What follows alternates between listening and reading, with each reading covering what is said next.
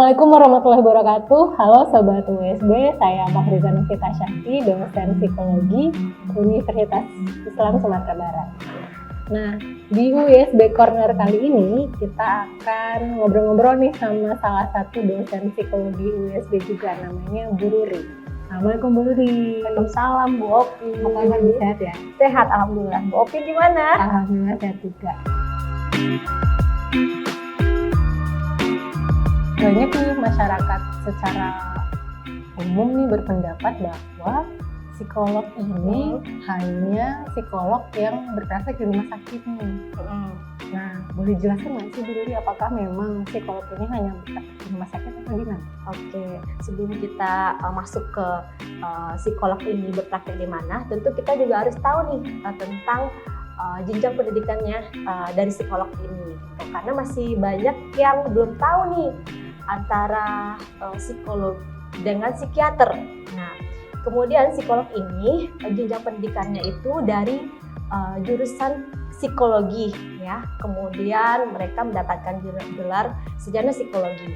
Kemudian mengambil profesi psikolog. Nah, kemudian banyak sekali di masyarakat mereka itu yang rancu antara psikolog atau psikiater. Nah, banyak yang bingung ya. Iya. Nah, kalau tadi psikolog itu dari S1-nya sudah mempelajari tentang ilmu psikologi, kalau psikiater S1-nya itu adalah sarjana kedokteran yang kemudian mengambil profesi dokter, kemudian lanjut ke spesialis kejiwaan, sehingga akhirnya disebut spesialis kejiwaan atau psikiater. Nah, itu dulu kita bedakan dulu poinnya. Kemudian tadi masuk ke ranah psikologi itu di mana saja. Nah, tentu psikologi itu sebenarnya luas sekali ranahnya Bu Opi.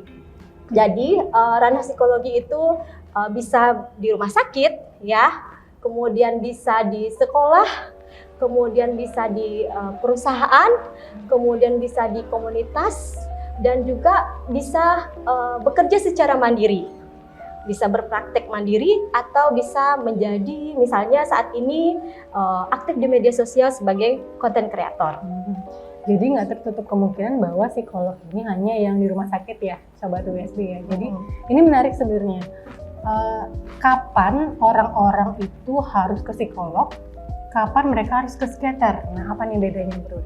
Oke, kalau untuk yang kapan harus ke psikolog ya, jadi psikolog itu adalah seseorang yang memang mempelajari tentang ilmu perilaku manusia ya. Jadi orang yang memang punya permasalahan dalam kehidupan sehari-hari ya, dari rentang ringan ke rentang yang sedang, itu bisa datang ke psikolog. Nah, tetapi kalau memang dirasa sudah ada halusinasi, sudah ada delusi, dan sudah ada keinginan untuk bunuh diri, maka psikolog ini akan memberikan referensi untuk ke psikiater. Karena bagaimana? Karena kalau pada masalah-masalah itu sudah mengalami masalah mental yang berat, dari sedang ke berat ya, sehingga butuh penanganan intervensi secara kimia atau farmakologi. Nah, yang itu tadi yang membedakan kembali, psikolog nggak bisa memberikan obat, psikiater bisa. Oh, jadi bedanya di intervensi itu ya? Iya, intervensinya kalau sudah rentang berat, itu psikolog akan mereverse ke psikiater. Karena pada gangguan mental yang berat, itu membutuhkan intervensi farmakologi.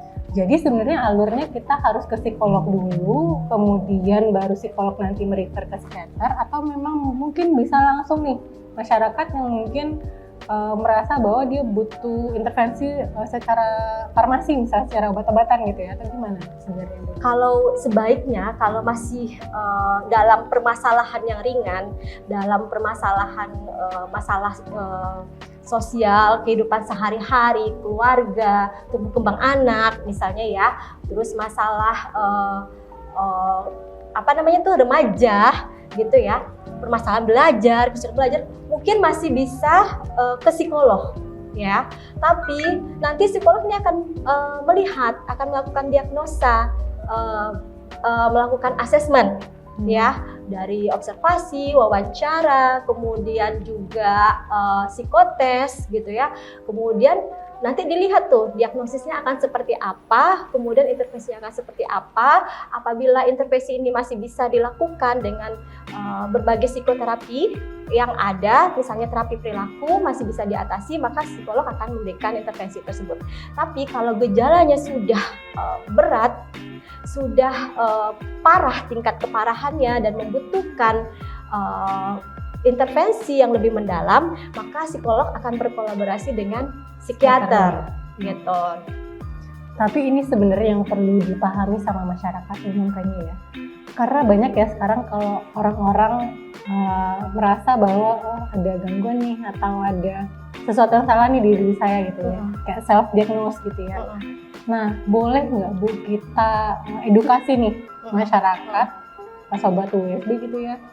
Self diagnosis itu seperti apa dan apa sebaiknya dilakukan ketika merasa bahwa diri kita nih udah butuh ke psikolog nih atau udah butuh ke psikiater nih. Kan harus ada benang merahnya ya.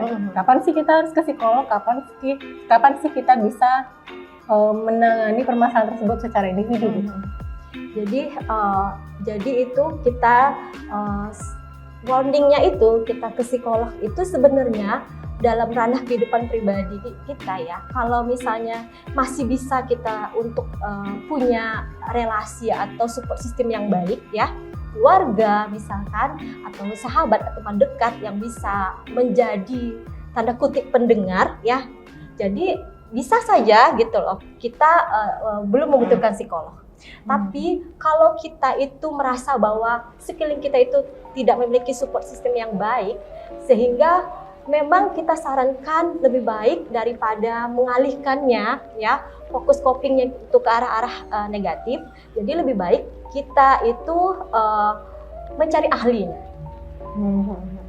Ya, jadi, supaya tidak self diagnosa pertama, terus juga fokus coping stresnya itu tidak merusak diri kita sendiri gitu. Jadi datanglah ke ahlinya. Perlu dikasih paham juga nih sama sobat USB apa sih bahayanya self diagnose, karena kan remaja-remaja mungkin mahasiswa-mahasiswa nih banyak nih yang self diagnose gitu ya, ngelihat dari Google gitu ya, lihat dari artikel-artikel kayaknya aku bipolar gitu ya. Kayaknya aku merasa anxiety atau kecemasan yang berlebihan deh gitu. Bahayanya apa nih Bu? Kalau kita sudah menjudge diri kita sendiri seperti itu, nah bagaimana nanti tentu kita akan merasa kesulitan juga ya dalam interaksi sosialnya gitu. Jadi sebaiknya jangan self diagnosa apapun itu kondisi mental kita. Karena kadang kan di media sosial, apalagi kayak di TikTok itu kan banyak sekali mereka itu berbagai simptom-simptom yang ditampilkan gitu ya di feed-feed. Gejala-gejala ya, apa gitu ya. Kan. Aku ini ya bipolar gitu kebanyakan gitu ya. Atau aku ini introvert gitu dan sebagainya gitu ya. Nah, itu tidak boleh dilakukan gitu ya. Sebaiknya memang ketika ada merasa tidak nyaman dengan diri kita sendiri nih gitu. Nah, di saat itulah kita untuk mencoba mencari bantuan profesional. Bahkan sekarang ya lembaga-lembaga profesional itu banyak sekali gitu. Dari instansi pemerintah juga ada, swasta ada, bahkan profesi psikolog yang berpraktik mandiri itu juga sudah mulai banyak. Ya tinggal search Google aja, gampang aja gitu. Oke, sebenarnya kita bisa kasih masyarakat edukasi juga ya, gimana sih cara mengakses psikolog nih yang gampang gitu ya. Nah, psikolog itu dia tergabung dalam Himpunan Psikologi Indonesia ya, atau HIMSI. Nah, masing-masing wilayah, misalnya ini kita di Sumatera Barat itu punya HIMSI Sumbar gitu. Nah, referensinya itu Anda cari di Google, Anda ketik siap HIMSI ya. himsi.or.id. Oh ya, HIMSI ya. Terus di sana Anda search psikolog. Nama atau misalnya psikolog per wilayahnya. Nanti akan keluar dan juga biro-biro atau lembaga yang sudah terdaftar di Himpunan Psikologi Indonesia. Apalagi kalau misalnya di Sumatera Barat, ya kita cari yang wilayah Sumatera Barat. Salah satunya opsinya adalah Sobat USB bisa mendatangi Lembaga Psikologi USB yang bertempat di Kampus B, Universitas Islam Sumatera Barat di Jalan Batu Panjang, kilometer 23, di Kota Padang. Jadi Sobat USB yang perlu kita simpulkan di obrolan kita kali ini di USB Corner adalah psikolog ini tidak hanya yang berpraktik di rumah sakit, ternyata banyak ya yang lingkupnya psikologi ini. Terus psikolog ini juga bekerja sama nih dengan psikiater, tapi intervensinya berbeda. Yang penting Sobat USB nggak boleh self-diagnose karena itu sangat berbahaya.